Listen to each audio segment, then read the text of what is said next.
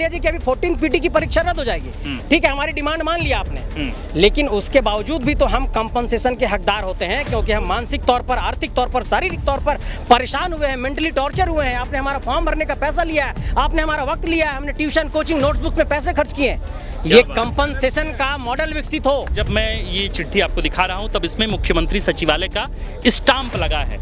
इस चिट्ठी में क्या है, इस पत्र में क्या है, यही आपको बताएंगे। एग्जाम जिस दिन हो उसके अगले दिन से आप रैंडम ऑडिट करना शुरू करिए और हर साल विधानसभा के पटल पर एक ऑडिट रिपोर्ट रखिए कि जेपीएससी की परीक्षा कितने % एक्यूरेसी के साथ सरकार ने कराई, सीआईडी कितने मामलों में क्लोजर रिपोर्ट दी, क्या हुआ पूजा सिंघल के मामले का, क्या हुआ विनय चौबे के मामले का, क्या हुआ छवि रंजन के मामले का, क्या हुआ वीरेंद्र राम के इंजीनियर के मामले का। इस राज्य के अंदर इतने घोटाले हुए, क्या हुआ? आज ये पहली बार हुआ है कि हमारे पास हाथ में एक मांग पत्रिका है जिसमें रिफॉर्म की भी बात है और साथ साथ मांग की पूरी सूची है। समय पर फॉर्म भरने का डेट हर साल तय हो, समय पर एडमिट कार्ड जारी करने का, समय पर परीक्षा लेने का और समय पर परिणाम जारी करने का और समय पर मेंस और समय पर नियुक्ति। इस पैटर्न को आप फॉलो करिए। ठीक बात बोल रहे हैं भाई साहब। आयोग खुद कॉम्पिटेंट बने और खुद प्रश्न पत्र जारी करे और खुद रिजल्ट जारी करे। मतलब आप ये कह रहे हैं। बहुत सही। नमस्कार, द फोर्थ पिलर देख रहे हैं आप। हरिशंकर परसाई ने एक दफ़ा कहा था कि एमए करने के बाद और नौकरी मिलने से पहले एक छात्र जो कुछ करता है वही रिसर्च है। इस वक्त मेरे हाथ में 4 पन्ने हैं और ये 4 पन्ने मुख्यमंत्री सचिवालय तक पहुंच चुके हैं। क्या है इन 4 पन्नों में, आज इस पर तो विस्तार पूर्वक बातचीत करेंगे। अब कट्टू हम आंदोलन पर आते हैं। आप जानते हैं कि राजधानी रांची के जयपाल सिंह मुंडा स्टेडियम में एक आंदोलन चल रहा है, सफुर्त आंदोलन है। झारखंड के जो सिस्टम्स हैं नौकरी के लिए, परीक्षाओं के लिए, उस सिस्टम में रिफॉर्म की बात की जा रही है। जैसे इस देश में या इस राज्य में क्राइम को कंट्रोल करने के लिए अलग एजेंसी है, जैसे मनी लॉन्ड्रिंग का मामला आता है तो उसके लिए ईडी है, जैसे आतंकवाद से जुड़े हुए कोई मसले होते हैं तो उसके लिए एटीएस होती है, लेकिन परीक्षा से जुड़े मसले को लेकर हमेशा जांच सीआईडी को सौंप दी जाती है। क्या उसके लिए एक अलग से व्यवस्था हो सकती है?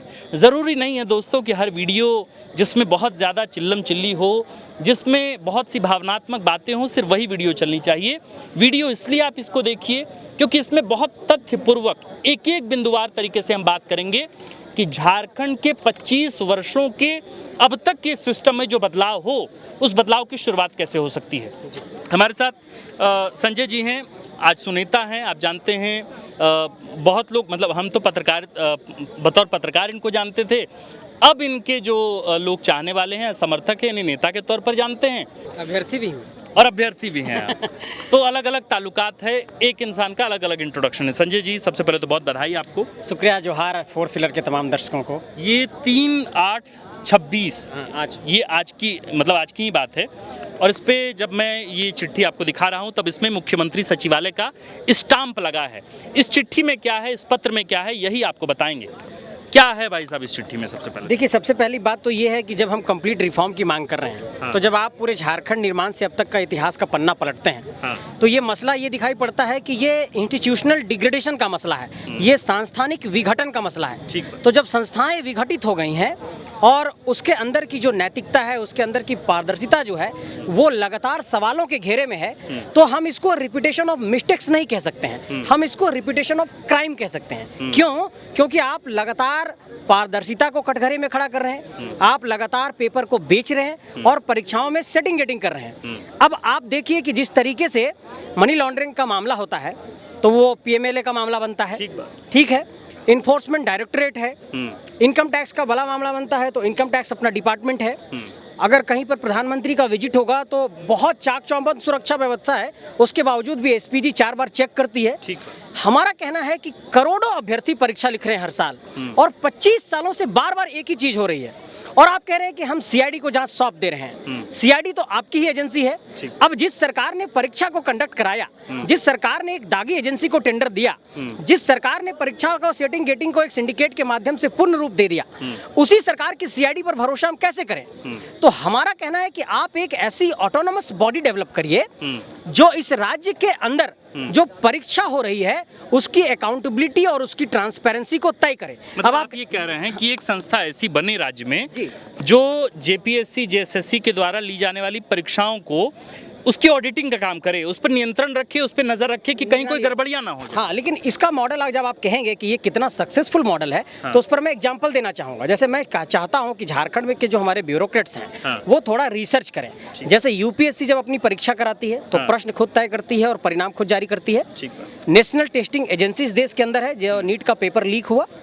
हमारा कहना है कि इस देश के अंदर मुंबई में, दिल्ली में एक बड़ी परीक्षा होती है, हर साल होती है। जब आप किसी अमेरिकन यूनिवर्सिटी में एडमिशन लेना चाहते हैं और आपको अगर एग्जामिनेशन देना है कि test of English as foreign language का, तो आप एजुकेशन टेस्टिंग सर्विस के माध्यम से परीक्षा देते हैं। और ये काठमांडू में, लंदन में, वॉशिंगटन में, हर जगह इसका सेंटर है। तो हमें ये रिसर्च करना चाहिए कि कितना परीक्षा ये हर साल कराती है और कितने परीक्षार्थी सम्मिलित होते हैं। लगभग 5 करोड़ लोग दुनिया में ये परीक्षा लिखते हैं इस एक परीक्षा में। हाँ, और इसका एक्यूरेसी एकदम 100% है, 0 पेपर लीक है। मतलब इस परीक्षा में कोई भी पेपर लीक नहीं होता। ये अमेरिकन एजेंसी इंडिया में भी कराती है और इंडियन एडमिनिस्ट्रेशन का भी वो सहयोग लेती है। अब ये कंडक्ट कैसे कराती है? क्योंकि उसने एक ऑफिस ऑफ किस चीज की परीक्षा है? जैसे आप अमेरिकन यूनिवर्सिटी में मास्टर का एडमिशन लेना चाहते हैं, ठीक, तो आपको एक एग्जामिनेशन देना होगा, test of English as foreign language, और भी बहुत तरह के पेपर होते हैं। एक एग्जांपल मैंने दिया। तो अब उस परीक्षा को कंडक्ट कराने के लिए इस एजेंसी ने क्या किया कि एक office of test integrity develop किया, जो बिना किसी शिकायत के रैंडम ऑडिट करता है। किसी भी एक सेंटर का परीक्षार्थी का रिजल्ट का ट्रेंड और पैटर्न उठाया और देखा कि लाइन से अगर बच्चे पास हो गए हैं तो वो उसको सस्पिशियस एक्टिविटी मानता है। जिस तरीके से झारखंड के अंदर अभी ये बात सामने आई कि एक ही यूनिवर्सिटी के बच्चे पास कर गए हैं, तो हमारा कहना है कि इस राज्य के अंदर रैंडम ऑडिट नहीं है, इस राज्य के अंदर शिकायतों पर कार्रवाई हो रही है या फिर बहुत हल्ला हो रहा है तब कार्रवाई हो रही है। हमारा कहना है कि अगर एग्जाम जिस दिन हो उसके अगले दिन से आप रैंडम ऑडिट करना शुरू करिए और हर साल विधानसभा के पटल पर एक ऑडिट रिपोर्ट रखिए कि जेपीएससी की परीक्षा कितने % एक्यूरेसी के साथ सरकार ने कराई, जेएसएससी की परीक्षा सरकार ने कितने एक्यूरेसी के साथ कराई, और कैलेंडर को आप फॉलो करिए। और अगर कैलेंडर फेल होता है तो जो अकाउंटेबल है उसको बर्खास्त करिए। सही बात बोल रहे हैं भाई साहब, ये डिमांड होना चाहिए ना। आप लोग सहमत हैं इस बात से? तो झारखंड के जो ब्यूरोक्रेट्स हैं वो इस बात पर रिसर्च नहीं करके सिर्फ ये कह देंगे कि हम तुम्हारा जांच जो है सीआईडी को दे दिए हैं, सीआईडी अपना रिपोर्ट, सीआईडी कितने मामलों में क्लोजर रिपोर्ट दी, क्या हुआ पूजा सिंघल के मामले का, क्या हुआ विनय चौबे के मामले का, क्या हुआ छवि रंजन के मामले का, क्या हुआ बीरेंद्र राम के इंजीनियर के मामले का। इस राज्य के अंदर इतने घोटाले हुए, क्या हुआ? हमारा कहना है कि इस झारखंड सरकार का 4,318 करोड़ का आपने सीएजी को यूटिलिटी सर्टिफिकेट नहीं दिया है। आप देखिएगा पिछले रिपोर्ट में। हम लोग अभी विषयांतर नहीं होते हैं। विषयांतर नहीं, मैं यही कह रहा हूं। एक तो आप ये रिफॉर्म में पहला स्टेप आपने बताया कि ये होना चाहिए, है ना, कि एक व्यवस्था ऐसी बने जो रैंडमली वो चेक करे कि भाई कहीं कोई सस्पिशियस एक्टिविटी नहीं है, पैटर्न को चेक करे। एक बात तो हो गई। दूसरी बात, आज मैं अभ्यर्थी के तौर पे बात कर रहा हूँ, आज सुनेता के तौर पर बात नहीं कर रहा। दूसरा रिफॉर्म क्या? दूसरा रिफॉर्म में ये चाहता हूँ कि जो कैलेंडर आप तय करें, वार्षिक कैलेंडर, तो समय पर फॉर्म भरने का डेट हर साल तय हो, समय पर एडमिट कार्ड जारी करने का, समय पर परीक्षा लेने का और समय पर परिणाम जारी करने का, और समय पर मेंस और समय पर नियुक्ति। इस पैटर्न को आप फॉलो करिए। ठीक बात बोल रहे हैं भाई साहब। आप जब कैलेंडर कोई जारी नहीं कर रहे हैं और कैलेंडर आपका फेल हो जा रहा है, तो आप हमें जो मानसिक तौर पर प्रताड़ित कर रहे हैं, इसका कंपनसेशन क्या है? आज हम जो लगातार परेशान हो रहे हैं, मान लीजिए कि अभी 14 पीटी की परीक्षा रद्द हो जाएगी, ठीक है, हमारी डिमांड मान लिया आपने, लेकिन उसके बावजूद भी तो हम कंपनसेशन के हकदार होते हैं, क्योंकि हम मानसिक तौर पर, आर्थिक तौर पर, शारीरिक तौर पर परेशान हुए हैं, मेंटली टॉर्चर हुए हैं। आपने हमारा फॉर्म भरने का पैसा लिया है, आपने हमारा वक्त लिया है, हमने ट्यूशन, कोचिंग, नोटबुक में पैसे खर्च किए। ये कंपनसेशन का मॉडल विकसित हो। आप लोग अगर सहमत है तो ताली बजा सकते हैं। एक मिनट कैलेंडर वाले जो कैलेंडर वाला बात बोल रहे हैं, ठीक है, होना बहुत जरूरी है। अब हमारा ये कहना है कि अकाउंटेबल कौन है इन सब चीजों के लिए? जो संस्था का आयोग का अध्यक्ष है। इस राज्य के अंदर ये पहली बार हमने देखा कि आयोग के सदस्यों ने आपत्ति दर्ज कराई और उसके बावजूद भी एजेंसी ने रिजल्ट जारी कर दिया। आयोग की परिभाषा क्या है? अध्यक्ष और सदस्यों से मिलकर एक आयोग बनता है। तो आयोग में जो हायर अथॉरिटी है वो ऑब्जेक्शन दे रहा है कि रिजल्ट मत जारी करो, और एजेंसी जारी कर दे रहा है। मतलब ठेकेदारी की प्रथा झारखंड के अंदर परीक्षा में बंद हो और यूपीएससी के तर्ज पर आयोग अपनी कॉम्पिटेंसी को डेवलप करे, आयोग खुद कॉम्पिटेंट बने और खुद प्रश्न पत्र जारी करे और खुद रिजल्ट जारी करे। मतलब आप ये कह रहे हैं, बहुत सही। और एक बड़ी बात और, आप ये कह रहे हैं कि भाई जो एजेंसी को जो ठेका दे दिया जाता है, वहाँ पे एजेंसी का काम खत्म डायरेक्ट कीजिए, आयोग का- वहाँ आयोग के ही लोग हों हाँ। और हर चरण में आयोग के ही जो कर्मचारी हैं वो इसमें शामिल हों। नहीं तो आयोग इस पर एक तर्क देगी, हाँ। कहेगी कि बायोमेट्रिक वेरिफिकेशन के लिए हमको एजेंसी की जरूरत है। हाँ। तो हम ये कहना चाहते हैं कि आप हर चरण पर जो एक ही व्यक्ति को टेंडर दे रहे हैं, एक ही व्यक्ति आपका प्रश्न पत्र जारी कर रहा है, एक ही व्यक्ति परीक्षा ले रहा है, एक ही व्यक्ति एडमिट कार्ड जारी कर रहा है, एक ही परिणाम जारी कर रहा है, एक ही कंपनी को सारा ठेका दे देंगे, तो ये आयोग है क्यों फिर? ये कंपनी और ठेकेदारी की प्रथा अगर दे देंगे तो आपकी गोपनीयता तो पूरी तरीके से भंग हो आप ये जाएगी। कह रहे हैं कि जितने चरण है उतने चरण की एजेंसी होनी चाहिए, नहीं, आप कह रहे हैं मैं ये नहीं कह रहा कि हूं। आयोग के ही लोग हों। हम ये कह रहे हैं कि आयोग खुद कॉम्पिटेंट बने। मुझे एक बात बताइए हाँ। कि आज गृह मंत्रालय में कोई दिक्कत हो जाएगी और सरकार को अगर इंटरपोल से सहायता लेने की जरूरत पड़ेगी तो सरकार एक एजेंसी को कहेगी कि आओ भाई तुम अब CIA नहीं चाहिए, हमको इंटेलिजेंस ब्यूरो नहीं चाहिए, सरकार कोई प्राइवेट एजेंसी रखेगी क्या?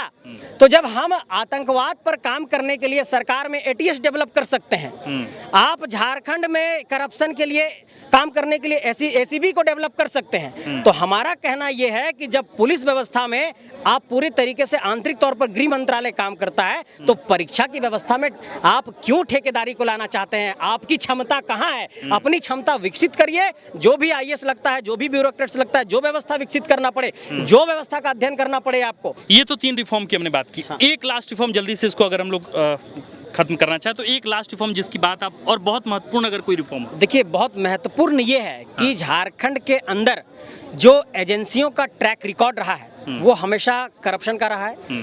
और जो अध्यक्ष ने बयान दिया कि हमें इस बात की जानकारी नहीं थी कि ये ब्लैकलिस्टेड कंपनी थी, तो इस तरह के किसी भी चीज को टॉलरेट ना करते हुए इस निर्णय पर आयोग जल्द से जल्द पहुंचे कि हम परीक्षा को कंडक्ट कराने की पूरी प्रणाली को विकसित करने के साथ अब तक जो नुकसान हुआ है उनको कंपनसेशन देने के साथ परीक्षा की पूरी प्रणाली को पारदर्शिता के साथ विकसित करेंगे, समय पर परीक्षा लेंगे, समय पर परिणाम जारी करेंगे। और छात्रों के एक जो बहुत महत्वपूर्ण मांग रही है कि इस बार के PT को भी रद्द कर दिया जाए।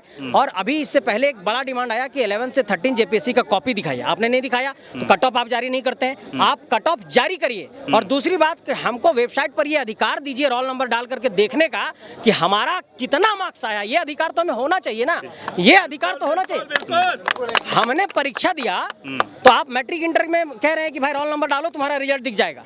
JPSC में आपको क्या दिक्कत हो जाता है? JSSC में क्या दिक्कत हो जाता है?